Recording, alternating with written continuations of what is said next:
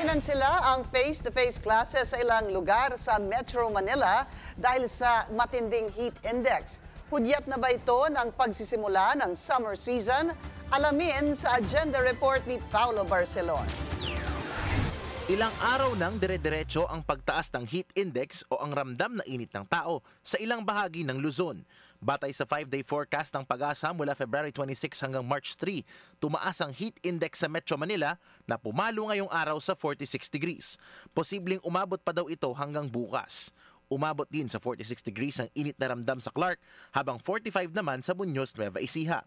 Ayon sa PAGASA, papasok na sa danger category ang heat index, kung kaya't maaari itong makaapekto sa kalusugan ng tao. Ilan lamang sa mga posibleng maranasan kapag sobrang babad sa init ang sobrang pagpapawis, pagkapagod, hilo, pagkahimatay at pagsusuka.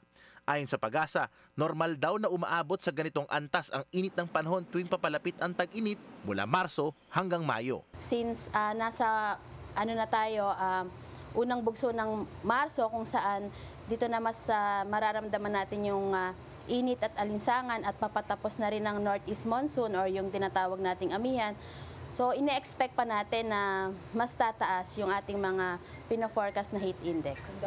Sa sobrang init, nagsuspinde ng klase o lumipat sa online learning ang ilang mga LGU sa Metro Manila, gaya ng Parañaque, Las Piñas, Valenzuela, Malabon, Maynila, Marikina at Caloocan. Pabor naman ang PAGASA dito.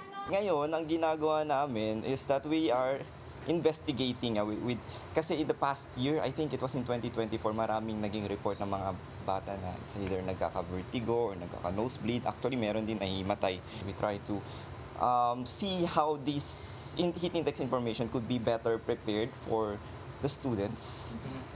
Kasi they actually have very low tolerance to heat. Sa kabila nito, taya ng PAGASA, saglit na magpaparamdam pa rin ang hanging amihan hanggang sa mga susunod na araw. Since wala naman tayong El Nino ngayon at usually ngayon ay meron tayong La Nina alert. So ibig sabihin po, andyan pa rin po yung possible na pagdating ng amihan, although weakening na siya. Dagdag ng PAGASA, kung wala namang importanteng lakad, mas okay na manatili na lang sa bahay. Uminom rin ng maraming tubig. Patuloy ang isinasagawang pagmamonitor ng PAGASA sa taya ng heat index sa mga susunod na araw. Posible raw kasi na sa ikalawa o ikatlong linggo ng Marso, ideklara ng PAGASA ang pagsimula ng summer season. Para sa Agenda, Paulo Barcelon, Bilyonaryo News Channel.